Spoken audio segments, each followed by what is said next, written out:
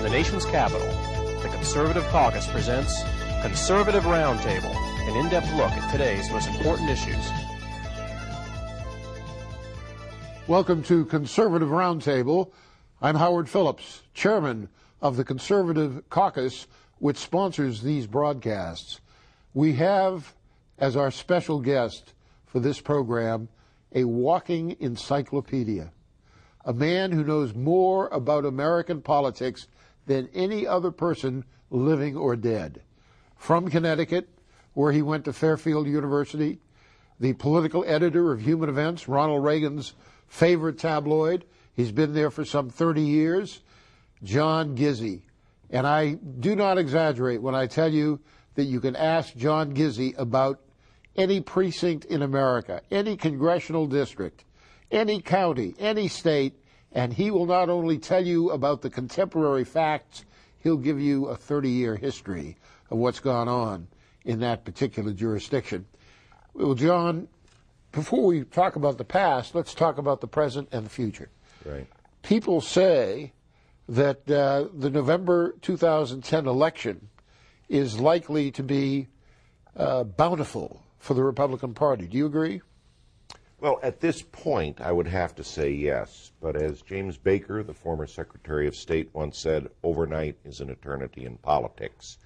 At the beginning of 1970, I felt that Republicans would retake the Senate and that President Nixon would follow a more conservative course.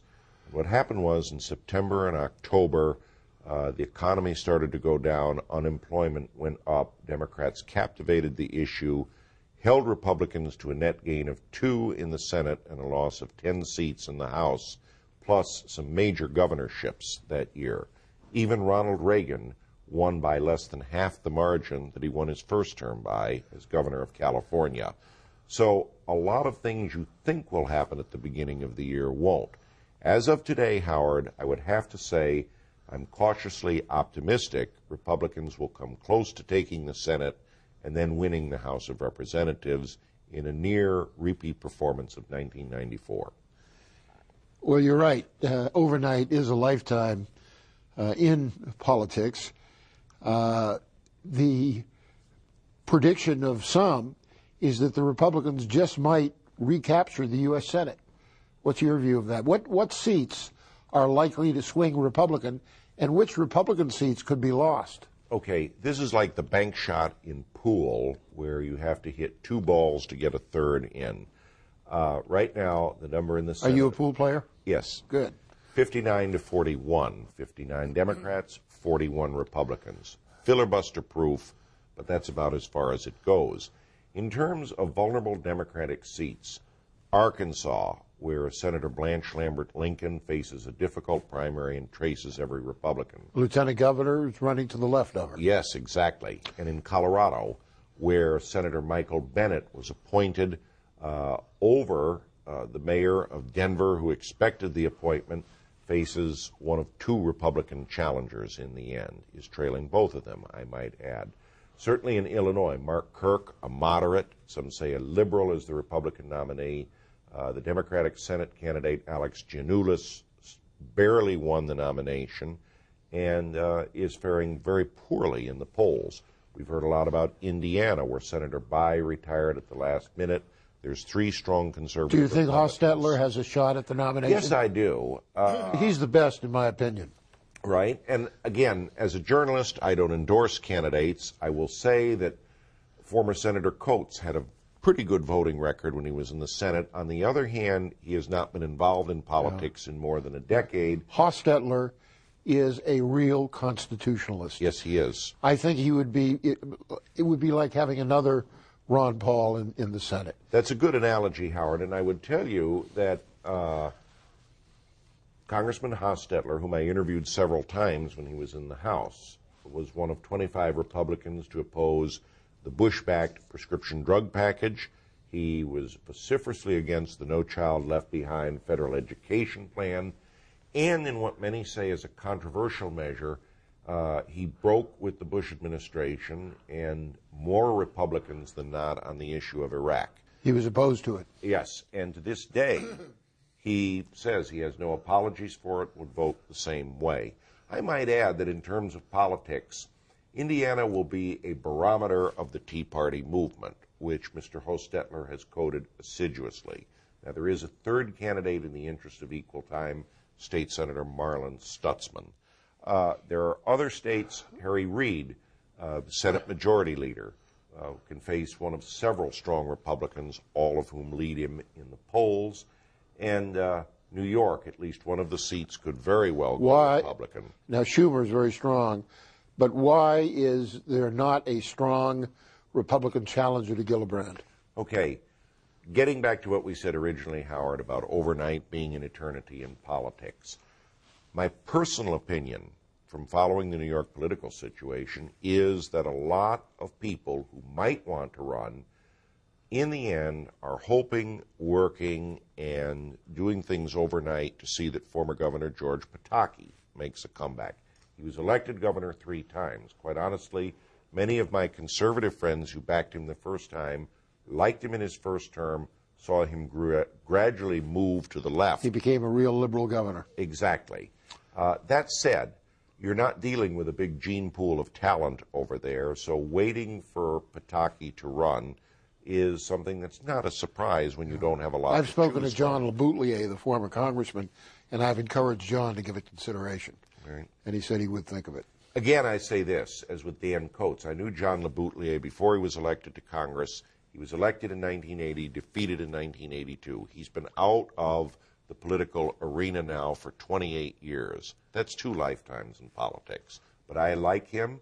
I would love to see him run. And again, when you have an open field, why not? Why is Larry Kudlow considering a race against He is now Kroger? withdrawn. Oh, And he said, I'm not going to do it. okay.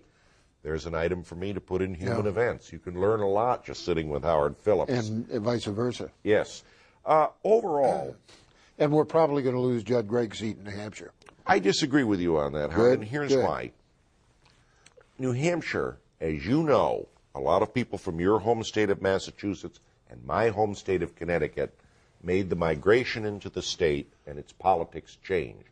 As we speak, New Hampshire, the Granite State, has a Democratic governor, 1 Democratic senator, 2 Democratic House members, and both houses of the state legislature in Democratic hands. Now, because of a lot of issue, ranging from gay marriage to increased taxes, you're seeing a sea change back to Republicanism. Democrats have a candidate, Paul Hodes, a very left-wing congressman, who took a substantial amount of money from one Charles Rangel. Republicans have a very healthy field of candidates there. I'm going to disagree with you. Okay. I think there'll be a sea change in the Senate as well as the governorship. Good. Now, what about Connecticut? If Dodd, hey, that's your state, if Dodd had stayed in, that would be a Republican pickup. But now the very popular long-term Attorney General is the likely Democratic nominee. He'll be tough to beat. He'll be tough to beat. The Eternal General, we call him, Richard Blumenthal. On the other hand, he's someone who's never had a competitive race. He's been almost like a part of the furniture. And I would say whomever wins the Republican nomination, and there's 3 strong candidates. Including one who was with the World Wrestling Federation. Yes, that we're reading who's about. Who's very wealthy, by the way. Yes. Connecticut has a different system of nomination with a convention and then having to reach a threshold to have a primary. Blumenthal will be a strong candidate to defeat, but in this year it can be done. Who would have thought Massachusetts would have elected a Republican House member over a Democratic state attorney general? Well, Mitt Romney, John McCain, and a few others thought that. Yes, they did. I'm going to tell you that this is a year that's unpredictable, and one of the things my editor, Tom Winter, told me in 1998 when I predicted a Republican resurgence in the midterm elections. If you're basing this on history, because it always happens in the next to the last election cycle before presidential election, that the party in the White House loses substantially, that's the weakest case of all. And guess what? He was right. Democrats made a resurgence after a very bad Republican midterm campaign. Well, we have another thing in common. I worked for Tom Winter when we were both students at Harvard. He was the editor of the Harvard Fortnightly, and I was one of his columnists. And it never came out fortnightly. Yeah, that's true. It's going to be an exciting election year, and I'd say that we'll come back many times to discuss many different trends in this election. Well, we're moving toward a break, but before we do, let's talk about some of the other races. Florida looks like a pretty certain Republican victory with Rubio, the very popular opponent to Governor Crist, will probably win that seat. You've got a very left-wing Republican in Delaware, descendant of Benjamin Franklin, who may very well win that seat. We have to take a break here, but when we come back, we'll wrap up the Senate, and then we'll talk about the House seats. And I want to get your views on why it is that in the entire country, with 435 congressional seats, only about 25 of them are really competitive. For now. For now. Stay with us. We'll be back right after these messages.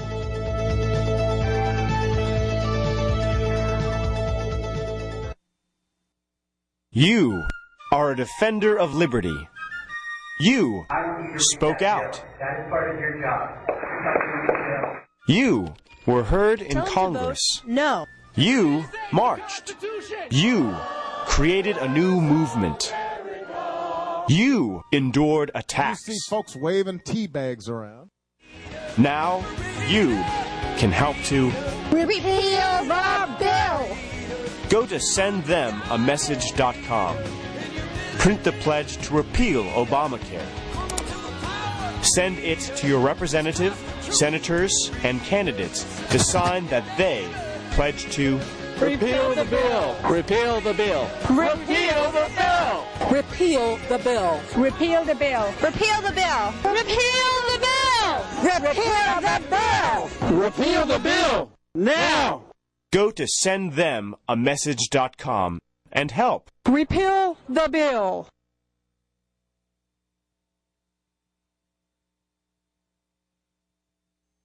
Hi, I'm Marsha Blackburn from Tennessee's 7th Congressional District. Just as you hear every couple of years, this is an important election. And I think for those of us who are conservatives, this is indeed a very crucial election. Everything's on the ballot, and this is one of those years to show up and be counted and make your conservative voice heard. Whether it is reducing federal spending, reducing the size of the bureaucracy, or securing our border. These are issues that are of primary importance to us. And I hope that all of our conservatives are going to show up and vote to protect faith, family, freedom, hope, and opportunity.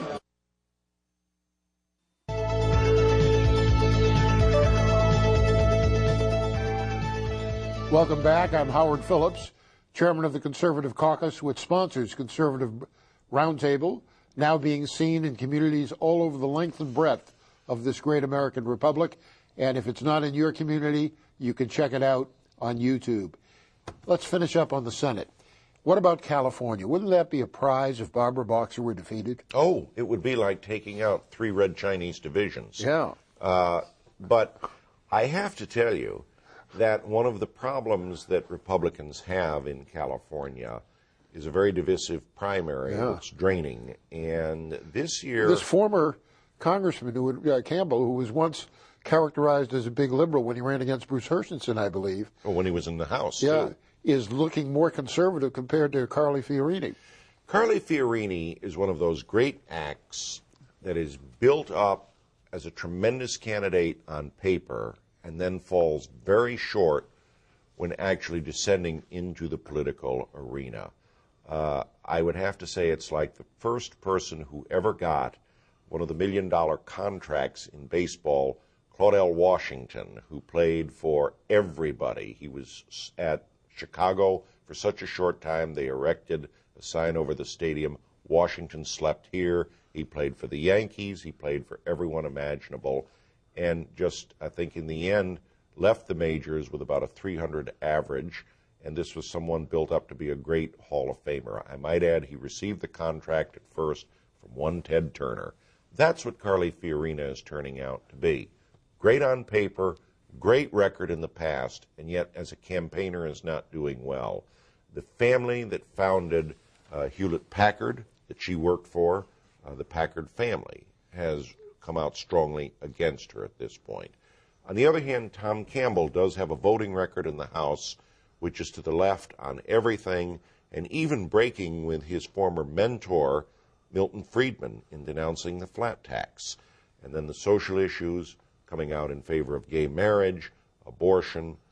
He was one of the last Republican votes against a ban on partial birth abortion. And as finance director of the Golden State, supported Governor Schwarzenegger's massive tax increase that died at the polls. All of this points to a third candidate, Assemblyman Chuck DeVore, Lieutenant Colonel in the Army Reserves, former Reagan administration official, one of the brightest candidates that I know, and philosophically sound. Are there any Republican seats that are vulnerable in the Senate? Certainly. There's always going to be Republican seats. Certainly the case of the seat where Arlen Specter changed from Republican to Democratic could possibly remain in Democratic hands. He's now running ahead of C-Stack. Exactly. In the Democratic primary, and he's now running ahead of Toomey. Exactly. In the general election. And this proves that Pennsylvania, as James Carville once said, between Pittsburgh and Philadelphia lies Alabama. It is a truly marginal state. I managed a U.S. Senate campaign. 1968. In 68. Richard Schweiker against Joseph Clark, and you won. Yes, indeed we did. And I can vouch for the middle of the state being Alabama. Exactly. All 67 counties. Out of the 67, there are maybe 2 or 3, Pittsburgh and Philly, which are more liberal, and Pittsburgh is fairly conservative in many ways. Ohio, the seat of retiring Senator George Voinovich, could go on the Democratic side, although Democrats are waging a holy war with themselves between two strong candidates. And you've got Portman, who's the Republican. Former budget director. Portman is someone being groomed for the presidency by the Republican establishment. I don't doubt it for a minute. Yeah. It certainly could go another way. Look, my prediction as of today is Republicans will come very close to winning a majority, but gaining 10 seats that are needed is very difficult. I might add, and I'm probably going to get into some trouble for this, so let me be careful. Senator Byrd of West Virginia, Senator Lautenberg of New Jersey have both had severe health problems this year. Yeah, Lautenberg tripped and hurt his hip, and he's got stomach cancer. Right. And it's amazing that Robert Byrd is still among the living. Byrd came to the House of Representatives in 1952 and the Senate in 1958. He may break all records. That said, the House of Representatives could change. Now, you talked about only a handful of seats being in play. I would suggest to you, Howard, that there are going to be some surprises this year, just as Democrats had many surprises in 06 and 08. One of the more notable ones we're looking at lately, a Navy veteran named Eric Mesa unseating Congressman Randy Kuhl of New York. Well, there's going to be a lot of upsets like that nationwide, and you're seeing. And Mesa has now left Congress. Yes, exactly. For stroking little boys or younger men. Well, that's the excuse du jour. That's what they say, yeah. I mean, he's changed story 4 times, and I never thought I'd say this. I agree with Robert Gibbs. I don't believe his excuse 4 days ago any more than I believe the one today. I do believe, however, that when they were both naked in the White House gym, Rahm Emanuel poked him with his finger. I do believe that. I have to say this, that there's so many districts that one would not look at in the past, and one is seeing strong Republican candidates. You're from Massachusetts. The Cape Cod district that Congressman Bill Delahunt is abandoning. Joseph P. Kennedy III decided not to run. Not to run. Democrats are down to their B team. Republicans, on the other hand, appear to be coalescing behind one of 2 candidates, and I think that will be Joe Malone, the former state treasurer, in several other districts in the They Bay could win State. that seat, no question. Exactly. In my home state of Connecticut, a conservative Republican, Rob Merkel, who had a successful headhunting business that suffered because of the economy, has a captivating personal story. He should be the Republican nominee in the Greenwich area.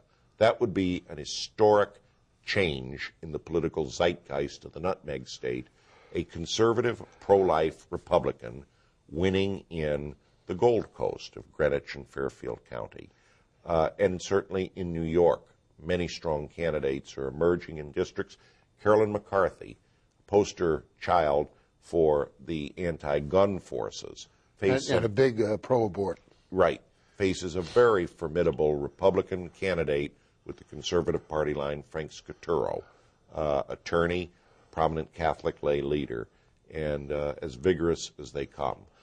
I'm going to submit to you that this year will see not only a resurgence in Republicans, it will see many upsets, and frankly, a lot of people who are outside the normal body politic. In other words, people who've done things beside politics, be it business, the military, the number of veterans running is skyrocketing, and people who have an outsider edge to them. Watch it this time. And that's the kind of Congress that will not make the mistakes again that the class of '94 did. Quick prediction, how will the Republicans do? Will they take the House? Yes. And before we go to a break, what can be done to make more of those 435 seats competitive in general? For one thing, the grassroots activists have to stop talking and working harder. In Massachusetts, we found that the Tea Party movement and people just upset in general walked precincts, licked envelopes, made telephone calls, drove voters to the polls, and of course used the more modern technique of the net to communicate. And one of the reasons it worked was they had a hard-working candidate who set an example for everyone else. Right. I've seen a lot of candidates like that. A lot of them have come in for interviews in my office. And I think the generals are there. They need the infantry to go into battle. We're going to take another break. We're going to have a few minutes of final commentary by our special guest, John Gizzi. Stay with us. We'll be right back.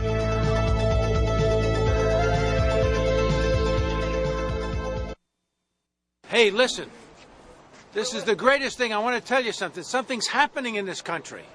And I want to tell you, look around my friends here. My friends here in Washington, come over here. See all these great people? These great folks are here because they want to take the country back to the direction of the Founding Fathers and stop all this nonsense that's going on and stop this, immersion into socialism, which is happening. We've got to stop it. And every day we're losing a little bit of our freedom. But the answer is that the individual citizens can make a difference. They can walk through these houses of Congress. They can look their congressman in the eye and say, hey, vote this bill down. Get rid of it. We got a lot of work to do. And the first thing we have to do is get rid of the garbage and the attacks on our freedoms. This is it. So anyway, that's what these guys are doing here today to do. Yes!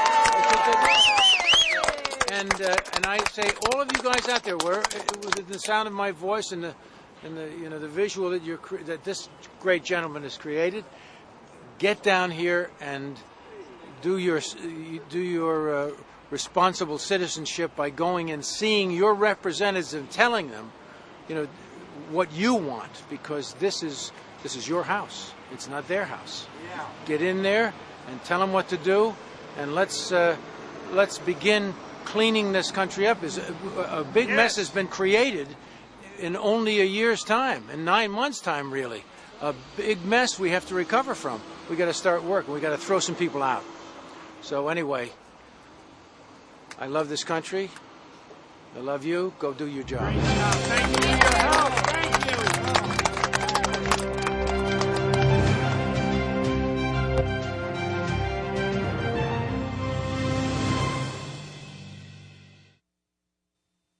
Welcome back.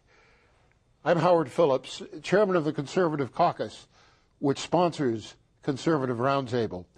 If you are interested in the kinds of issues we discuss on Conservative Roundtable, I hope you will contact us. Our fax number is 703-281-4108. Give us your contact information, email, snail mail, whatever, and we'll send you sample literature, including my twice-monthly newsletter, the Howard Phillips Issues and Strategy Bulletin. And you will also have a chance to get advance information about my new book, The Bastard Theory of History. And I think you'll find this to be quite interesting. It talks about the role of illegitimacy and alienation from parents in politics. We've been honored to have as our guest John Gizzi. John is the political editor of Human Events, and as you could tell from this discussion, he knows everything that there is to be known about politics. If you want to see this program again, check it out on YouTube. John, the last 2 minutes are yours. All right. Talking earlier with my colleague, Kathleen Parker, syndicated columnist, we were discussing her column that appeared in the Washington Post, pointing out that the special treatment for Nebraska, the Cornhusker deal, is taken out of the health care bill now in Congress. But as she told me, and I did not realize, so many other of the special deals to secure Democratic votes, ranging from the Louisiana Purchase to the Gator aid to get Florida votes. In other words, special selective treatment of states to court its senators still exist. Now, why do I mention this? Because I didn't know it, and I guarantee a lot of people didn't know it. The health care bill now working its way through Congress carries a lot of things in it that people don't know about, but they'll certainly feel if it's enacted. That's why I believe it's important that the bill be struck down, and that if health care reform is to be genuine and true and bipartisan, Congress should start again. Now, if you were demonstrating... And if by the time this program is aired, it has been passed, we've got to work to repeal it. Exactly, because there'll be a lot in it that one doesn't know. And again, this is a measure that is very long. It's complicated. People who say they're for it or against it sometimes don't know what's in it. And I say, perhaps Congress should just simply pass a law that no piece of legislation is longer than the greatest piece of legislation of all times, the timeless U.S. Constitution. John Gizzi, great show, good job, keep up the great work, and thank you for watching Conservative Roundtable.